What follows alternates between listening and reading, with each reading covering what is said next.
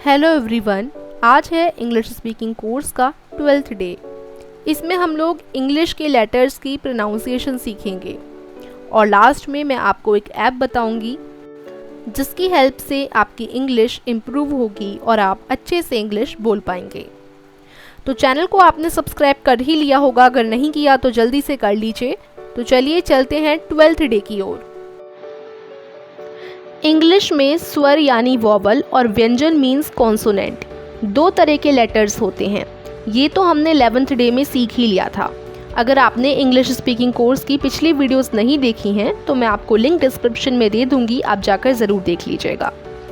हाँ, तो मैं बता रही थी कि 5 वॉवल्स और 21 कॉन्सोनेंट्स होते हैं।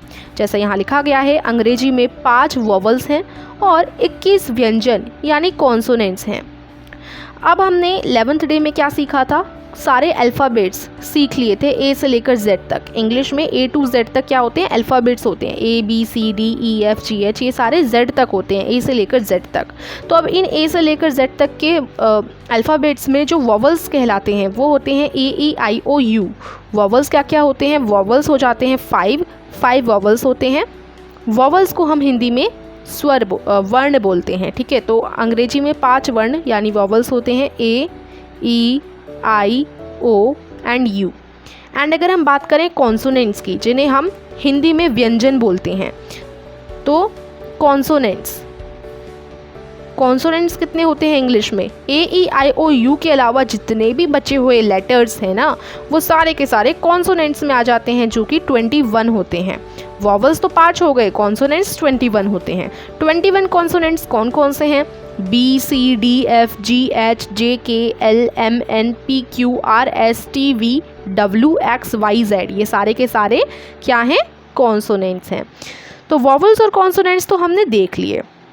अंग्रेजी में कई वॉवल्स तथा कॉन्सोनेंट्स का अकेले रूप में भिन्न उच्चारण होता है, पर शब्दों के बीच में प्रयुक्त होने पर उनका भिन्न उच्चारण होता है। जैसे G H L M N P आदि वर्ण अकेले में G H L M N P आदि बोले जाते हैं, परंतु शब्दों में प्रायः इनका उच्चारण क्रमश ग ह ल म न प आदि होता है। तो यहाँ क्या बोला गया है, अगर कोई शब्द जैसे जी, अभी मैं आपको जी लिख कर दिखाऊं, जैसे जी ऐसे लिखा मैंने, तो इसको तो मैं जी पढ़ूंगी, इसे मैं प्रोनाउंस कैसे करूंगी, इसको मैं जी पढ़ूंगी, इसको मैं एच पढ़ूंगी, इसको एल, इसको एम और इसको एन, और ये हो गया मेरा पी, ठीक है। लेकिन अगर इन्हीं का यूज़ करके, इन्हीं अक्षरों का यूज़ करके मैं कोई शब्द बनाती हूँ, जैसे जी से मैं बना देती हूँ जी ओ ए टी, तो यहाँ पर मैं इसको जॉट नहीं पढ़ूंगी, भले ही मैं इसको जी बोल रही हूँ, लेकिन जब इसका शब्दों में यूज़ होता है तो शब्दों में इसको ग प्रोनाउंस किया जाता है, ग बोला जाता है, तो ये हो जाएगा गॉट, इसको मैं पढ़ूंगी गॉट। अगर इसी प्रकार से एच लिखा मैंने, एच को मैं बोलती हूँ कि ये एच है, लेकिन एच से अगर मैं कोई शब्द बना दूँ तो ये मैं कैसे पढ़ूंगी, हॉर्स, यानी इस एच को मैंने बोला ह, हॉर्स, हॉर्स, है ना। तो यही चीज़ यहाँ बोली गई है, G H L M N P, इनको तो हम ऐसे बोलते हैं, परंतु शब्दों में इनका उच्चारण ग ह ल म न प ऐसे किया जाता है। ऐसे ही अगर मैं एल लिखूं, इसको मैं एल बोल रही हूँ, अगर एल से मैं कोई शब्द बनाऊं, जैसे कोई भी शब्द हम बना सकते हैं, लॉस्ट, तो इसको मैं ल प्रोनाउंस करूँगी, लॉस्ट, लॉस्ट। अब मैं इसको एल प्रोनाउंस नहीं करूँगी, अब इसका उच्चारण होगा ल, लॉस्ट, ठीक है। इसी प्रकार से एम, इसको हम बोलते हैं एम, एम से अगर मैं कोई शब्द बनाऊं तो ये हो जाएगा मैट, क्या हो जाएगा, मैट, यानी इस एम को मैंने म प्रोनाउंस किया, म उच्चारण होगा इसका। इसी प्रकार से एन और पी है, एन से अगर मैं कोई शब्द बनाऊं न्यू, ये हो गया न्यू, और पी से शब्द बनाऊं तो पेन, ठीक है। तो यहाँ पर बता रखा है कि वैसे तो हम इनका जो उच्चारण है वो भिन्न होता है, वैसे तो हम इनको अकेले रूप में G H L M N P बोलते हैं, लेकिन जब शब्दों में इनको प्रोनाउंस किया जाता है तो शब्दों में इनका उच्चारण ग ह ल म न प ऐसे होता है। अंग्रेजी वर्णों का उच्चारण, अंग्रेजी वर्णमाला के वर्णों को बोलने में जो जो उच्चारण होते हैं वे उदाहरण के रूप में इस प्रकार हैं। शुरू करते हैं सबसे पहले ए से।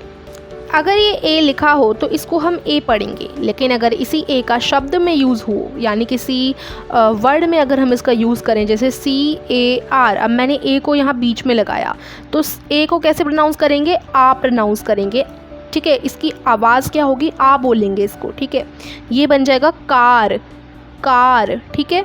इसी प्रकार से जो ए है, अगर ए को हम ए ऐसे भी प्रोनाउंस कर देते हैं। अगर मैं WAY लिखूं तो यहाँ पर ए को हम कैसे बोलेंगे? वे, वे, ठीक है। अब देख लेते हैं बी। तो बी का अगर मैं इस्तेमाल करूं तो बी को बोला जाता है ब। बी को कैसे बोला जाता है? ब। अगर मैंने बी से एक वर्ड बनाया तो ये बोला जाएगा बुक। क्या बोला जाएगा? बुक। तो बी बन गया ब, बुक। उसके बाद सी। सी को हम बोला जाता है क। सी को कैसे बोला जाता है? क। सी का उच्चारण होता है क। अगर मैं सी से कोई शब्द बनाऊं, CAT क्या हो जाता है? कैट हो जाता है। तो मैं क बोल रही हूँ उसको, कैट, कैट ऐसे लिखा जाएगा ना, कैट। तो सी को कैसे प्रोनाउंस किया जा रहा है? क प्रोनाउंस किया जा रहा है, कैट, ठीक है। इसी प्रकार से क को, ये जो सी है, सी को कभी कभी स भी बोला जाता है। जैसे अगर मैं CENT लिखूं तो इसको कैसे बोलेंगे? सेंट बोलेंगे। यहाँ पर इसको कैंट नहीं बोला जाएगा, यहाँ पर सेंट बोला जाएगा। तो इस सी को मैं क भी उच्चारण किया जाता है, इसका क भी प्रोनाउंस किया जाता है, और इसी को स से भी प्रोनाउंस किया जाता है, ठीक है। जैसे CAT तो बन गया हमारा कैट, यहाँ पर मैंने क बोला सी को, लेकिन अगर CENT लिखूं तो ये बन गया सेंट, यहाँ पर मैंने सी को स बोला। अब देख लेते हैं डी। डी को ड बोला जाता है हमेशा। डी का जो आवाज़ होती है, आवाज़ एवं शब्द, वो ड होता है, ठीक है। जैसे मैं DID लिखूं तो ये हो गया डिड। तो मैंने ड को कैसे बोला? ड बोला मैंने। डी को कैसे बोला मैंने? ड बोला, डिड बोला, ठीक है। तो डी को बोला जाता है ड। ई को ई ही बोला जाता है। जैसे SHE, तो SH तो श बन गया, और ये ई को मैंने ई ही बोला, शी, शी। इसी प्रकार से ई को ई तो बोला ही जाएगा, लेकिन कभी कभी ई को हम लोग ए भी बोल देते हैं। जैसे MEN, अब यहाँ मैंने बीच में ई लगाया तो ये क्या बोलेंगे? इसको मैन बोलेंगे, मैन, एन, यानी ए। मैं ए बोल रही हूँ, ई को मैं ए भी बोल रही हूँ, और ई को कभी कभी ई भी बोला जाता है। जैसे शी में मैंने ई को ई बोला, और मैन में मैंने ई को ए बोला, ठीक है। अब ऐसे ही एफ देख लेते हैं। एफ बोला जाता है फ से। एफ की आवाज़ फ से होती है। जैसे FOOT, तो ये हो गया फुट। ये क्या हो गया? फुट। तो एफ को मैं क्या बोल रही हूँ? फ, फुट। उसके बाद देख लेते हैं जी को कैसे बोला जाता है। जी को हम ग बोलते हैं। जैसे GOOD, तो ये गुड हो गया, यानी जी को मैं क्या बोल रही हूँ? गुड, ग बोल रही हूँ, ठीक है। तो जी को मैं ग से प्रोनाउंस कर रही हूँ। कभी कभी जी को ग बोला जाता है, कभी कभी ज भी बोला जाता है जी को। अगर जी से मैं एक शब्द बनाऊँ, GEORGE, तो ये हो गया जियॉर्ज। क्या हो गया? जियॉर्ज।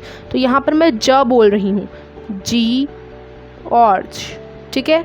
तो यहाँ पर जी को ज बोला जा रहा है। अब देख लेते हैं एच। एच को हमेशा हम ह प्रोनाउंस करते हैं। जैसे HEN, तो हैन, हैन, यानी एच को क्या बोला जा रहा है? ह बोला जा रहा है, हैन। अब देखते हैं आई। आई को ई बोला जाता है, या फिर आई को हम आई भी बोलते हैं। जैसे इंडिया। इंडिया जब हम लिखते हैं तो सबसे पहले आई लिखा जाता है, तो आई को मैं क्या बोल रही हूँ? इंडिया, इंडिया, ठीक है। और अगर इसी आई का मैं यूज़ करूँ इस शब्द में, KIND में, तो यहाँ काइंड, काइंड, तो इस आई को आई भी बोला गया और ई भी बोला गया। अब देख लेते हैं जे। जे को हम ज प्रोनाउंस करते हैं, JOKE, जोक, जोक, तो जोक, तो यहाँ ज बोला जा रहा है, जोक। के को हम क बोलते हैं, KICK, किक, किक। उसके बाद देख लेते हैं एल। एल को कभी भी हम एल नहीं बोलेंगे, एल को बोला जाता है ल। एल को कैसे, इसका उच्चारण कैसे किया जाएगा? ल। जैसे LETTER, तो ये हो गया लेटर, लेटर, तो ल आ रहा है। एम। एम को हम म बोलते हैं, एम को म से प्रोनाउंस करते हैं। जैसे मैन, मैन, ठीक है। नेक्स्ट देख लेते हैं। अभी तक हमने एम तक देखा, एम के बाद एन देख लेते हैं। एन को न बोला जाता है, जैसे नोज़, नोज़। ओ को हम ओ ही बोलते हैं, और, ठीक है, ऑफ, तो ओ को ओ ही बोला जाता है। या फिर हम ओपन, तो इसमें भी देखो ओपन, तो ओ ही बोला जा रहा है ओ को। अब पी देखते हैं, पी को हम प बोलते हैं, जैसे पोस्ट, पोस्ट। क्यू, क्यू को हम क बोलते हैं, क्यू को हम प्रोनाउंस क करते हैं, क्योंकि देखिए अगर मैं क्यू का यूज़ करूँ किसी भी वर्ड में, तो ये मैंने क्विक बोला, क्विक, क्विक, तो क प्रोनाउंस किया मैंने, ठीक है, तो क्विक। आर, आर को र प्रोनाउंस करते हैं, र बोलते हैं, जैसे रिमाइंड, रे माइंड। एस को स, जैसे सैंड, सैंड। टी को ट, टीचर, टीचर, ठीक है। टाइनी, टाइनी, तो ट बोला जाएगा। यू को अ बोला जाता है, जैसे यूपी, तो ये अप हो गया, अप। ऐसे ही सी यू पी, कप, तो यू को अ बोला जाता है, या फिर कभी कभी यू को हम ऊ भी बोल देते हैं। सैल्यूट, सैल्यूट, ठीक है। वी यानी व, वी को वस बोला जाता है, जैसे वैल्यू, वैल्यू। वैन, वैन, ठीक है। डब्ल्यू को भी व, वॉक, ठीक है। वाइंड। एक्स को एक्स रे, ए बोला जाता है बेसिकली, ए, एक्स रे, तो एक्स का जहाँ पर भी यूज़ हो तो ए बोला जाएगा, एक्स, एक्स रे, तो एक तरीके से एक्स रे, तो ए का उच्चारण आ रहा है ना। वाई, वाई को य बोला जाता है, जैसे यंग, ठीक है, और आई भी बोला जाता है। अगर मैं एम वाई लिखूँ तो वाई को क्या बोला जाएगा, माई, आई, माई, तो आई, ठीक है, आई का भी उच्चारण आता है। उसके बाद जेड, जेड को ज बोला जाता है, जैसे जेब्रा, तो ये अंग्रेजी वर्ण थे, यानी ए से लेकर जेड तक अल्फ़ाबेट्स थे, और इनको कैसे बोला जाता है, उनका उच्चारण क्या होता है, वो हमने देखा। तो अब हम देखते हैं अंग्रेजी के संयुक्त अक्षर। तो जैसे हिंदी में च, थ, फ, श और ग होते हैं, तो इंग्लिश में हम च की जगह सी एच यूज़ करते हैं, चर्च। थ की जगह टी एच यूज़ करते हैं, टी एच यानी थ, टी एच को थ बोला जाता है। और अगर पी एच लिखा है तो यानी फ, एस एच लिखा है तो श बोला जाएगा, और जी एच लिखा है तो ग बोला जाएगा। लेकिन ज़रूरी नहीं है कि हर समय जहाँ जी एच लिखा हो तो उसको आप ग ही बोलो। जैसे GHOST, तो यहाँ पर तो मैं गोस्ट बोल रही हूँ। GHOST का मतलब होता है गोस्ट यानी भूत, तो इसको तो गोस्ट ही बोला जाएगा। तो यानी यहाँ GH को मैं बोल रही हूँ ग, यहाँ GH ग से प्रोनाउंस किया जा रहा है। लेकिन अगर मैं लिख दूँ RIGHT, तो यहाँ पर जो बीच में GH है, इसके पास अगर वॉवल हो, इसके इस साइड अगर वॉवल हो, तो GH जो है क्या बन जाता है, साइलेंट बन जाता है, यानी इसको हम नहीं बोलते। ये हो जाएगा राइट। यहाँ पर GH साइलेंट है, GH का मैंने ग नहीं बोला, यहाँ मैंने डायरेक्ट बोला राइट। इसको मैं कैसे पढ़ूंगी, राइट पढ़ूंगी, राइगट नहीं पढ़ूंगी। यहाँ GH साइलेंट हो गया, GH का जो उच्चारण है वो हमने किया ही नहीं, यहाँ मैंने डायरेक्ट राइट बोला। क्यों? क्योंकि इसके यहाँ पर वॉवल था। जैसे इधर लिखा है GH के पूर्व दीर्घ वॉवल हो तो GH का उच्चारण साइलेंट होता है, ठीक है। वैसे GH को मैं ग ही बोलूँगी, लेकिन अगर उसके पास वॉवल है तो उसका उच्चारण साइलेंट हो जाता है।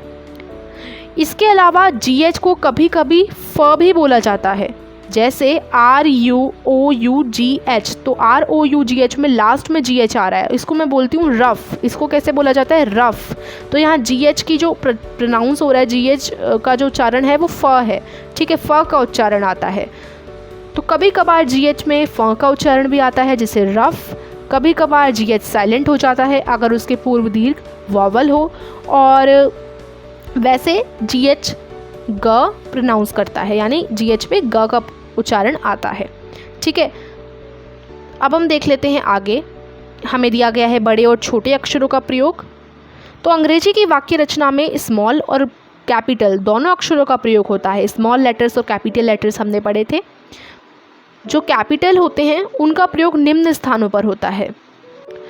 तो प्रत्येक वाक्य का पहला अक्षर, अगर आप कोई सेंटेंस लिख रहे हो, कोई वाक्य लिख रहे हो इंग्लिश में, तो उसका पहला जो अक्षर आप लिखोगे, पहला जो लेटर लिखोगे वो हमेशा कैपिटल लिखोगे। जैसे मेरा कोई सेंटेंस है, मैं कोई सेंटेंस लिख रही हूँ, दिस इज़ बॉक्स, ठीक है, मैंने लिखा दिस इज़ बॉक्स, तो दिस टी से स्टार्ट होता है, दिस टी से स्टार्ट होता है, दिस इज़ बॉक्स, तो सेंटेंस टी से स्टार्ट होगा। और टी मैं ऐसे नहीं लिख सकती दिस इज़ बॉक्स, देखो मैंने लिख दिया दिस इज़ बॉक्स, यहाँ पर सारी चीज़ सही है लेकिन यहाँ पर मैंने टी स्टार्टिंग में स्मॉल बना दिया। मुझे हमेशा सेंटेंस को स्टार्ट करते वक्त जो कैपिटल जो लेटर बनाना है, पहला अक्षर जो बनाना है वो कैपिटल बनाना है। तो यहाँ टी मैंने यहाँ कैपिटल बनाया, तो ये जो सेंटेंस है वो सही माना जाएगा, ये सही नहीं माना जाएगा क्योंकि यहाँ पहला अक्षर स्मॉल है और हमेशा सेंटेंस का पहला यानी शुरुआत का पहला अक्षर कैपिटल होना चाहिए। तो दिस इज़ बॉक्स, ये सेंटेंस एकदम सही है। तो हमेशा ध्यान रखिएगा पहला अक्षर जो हो सेंटेंस का वो कैपिटल हो। उसके बाद किसी व्यक्तिवाचक संज्ञा शब्द का पहला अक्षर, तो जो व्यक्तिवाचक संज्ञा होती हैं, तो व्यक्तिवाचक संज्ञा शब्द का जो पहला अक्षर हो वो भी आपको कैपिटल बनाना है।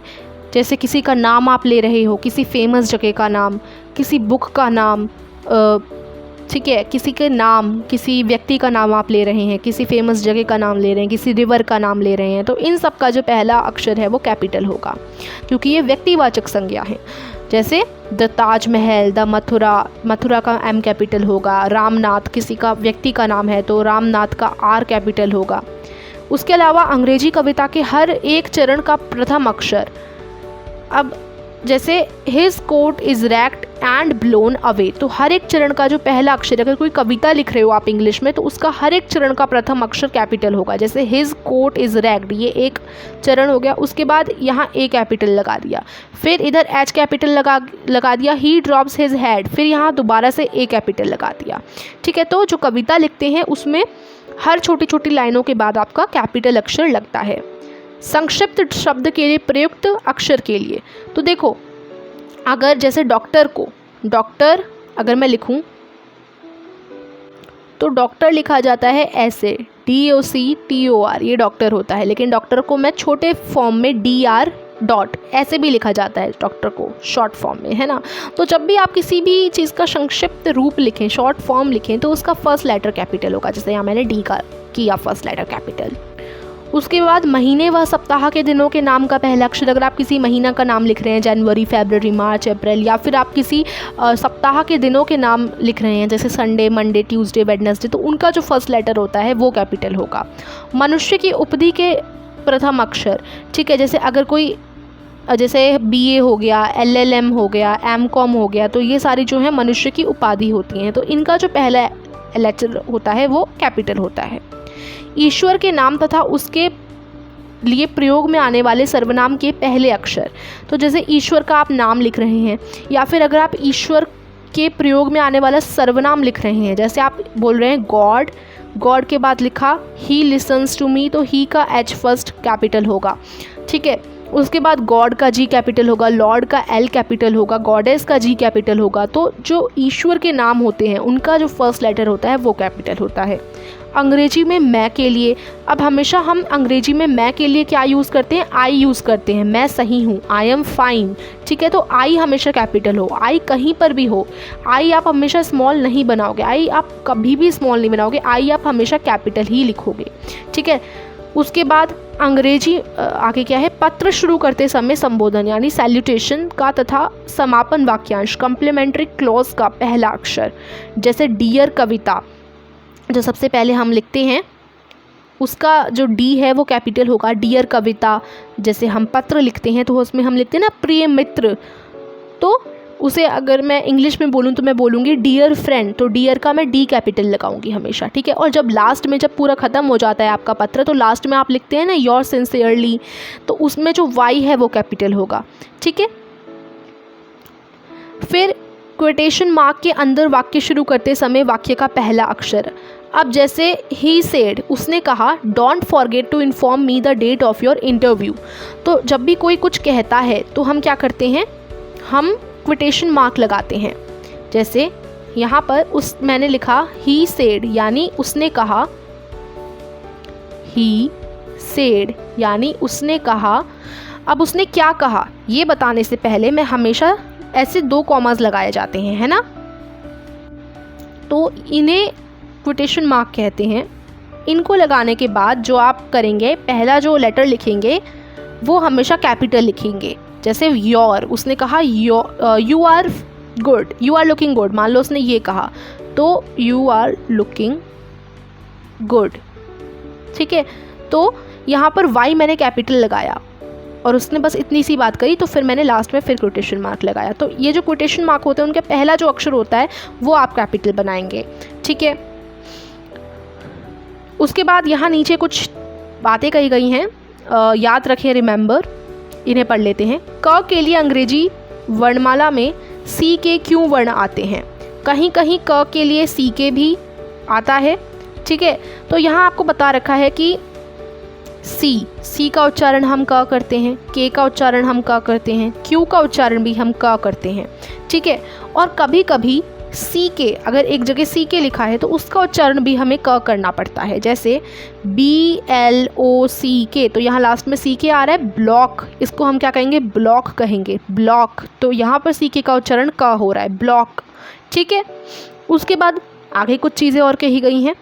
सी का स भी उच्चारण होता है, जो हमने पहले ही पढ़ लिया, सी का उच्चारण हम स भी करते हैं, जैसे सीज। ग के लिए बहुधा जी आता है और ज के लिए जे, पर कई बार ज के लिए जी भी आता है। तो देखो यहाँ क्या बोला गया है कि जहाँ जहाँ हम ग बोलते हैं तो वहाँ वहाँ हम जी का प्रयोग करते हैं, ठीक है, और जहाँ जहाँ हमें ज बोलना पड़ता है वहाँ वहाँ हम जे का प्रयोग करते हैं। लेकिन कभी कभी ज बोलने के लिए हमें जी का भी प्रयोग करना पड़ता है, जैसे GERM, इसको हम बोलेंगे जर्म, तो यहाँ पर इसको हम क्या बोलेंगे, जर्म बोलेंगे। तो यहाँ ज प्रोनाउंस हो रहा है जी, ठीक है, तो कहीं कहीं ज का प्रोनाउंस करने के लिए जी भी यूज़ करना पड़ता है, जेनरेशन, ठीक है। उसके बाद है व के लिए अंग्रेजी में वी और डब्ल्यू प्रयुक्त होते हैं, ये भी हमने पहले ही पढ़ लिया। वी और डब्ल्यू कहाँ कहाँ प्रयोग होते हैं, व के लिए प्रयोग होते हैं। जहाँ पर भी व हमें बोलना हो तो वहाँ वी और डब्ल्यू लगेगा। जैसे वेरी, तो इसे वेरी बोला जाता है, व प्रोनाउंस हो रहा है ना। वॉल, तो यहाँ डब्ल्यू लगा, वॉल, तो व प्रोनाउंस हो रहा है, व का उच्चारण आ रहा है, ठीक है। तो जहाँ पर भी व का उच्चारण आए वहाँ वी और डब्ल्यू लगाते हैं। फ के लिए एफ प्रयोग में आता है, पीएच भी अंग्रेजी में एफ के लिए प्रयुक्त होता है। जैसे देखो, अब एफ यानी एफ को हम बोलते हैं फ, ठीक है। कभी कभी जो फ है उसे हम पीएच भी बोल देते हैं, यानी पीएच भी फ बोला जाता है। जैसे के लिए PHILOSOPHY, इसको अगर आप पढ़ेंगे तो क्या पढ़ेंगे, फिलॉसफी, क्या पढ़ेंगे, फिलॉसफी। तो यहाँ पर जो पीएच है ना उसको हम फ प्रोनाउंस कर रहे हैं, फिलॉसफी, फ का उच्चारण आ रहा है।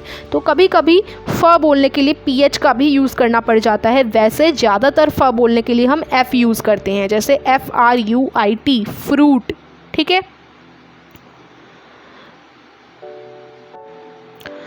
क्यू के साथ सदा यू लगता है, जैसे क्विक, चेक। तो हमेशा आपने नोटिस किया होगा कि जहाँ पर भी आप क्यू यूज़ करते हैं जिन भी शब्दों में, वहाँ पर ना क्यू के साथ हमेशा यू जोड़ा जाता है, जैसे क्विक। ऐसे ही CHEQUE, यहाँ पर भी क्यू के साथ यू जोड़ा, चेक, ठीक है। तो ये भी चीज़ ध्यान रखने वाली है कि क्यू के साथ हमेशा यू जोड़ा जाता है, यू लगता है इंग्लिश में।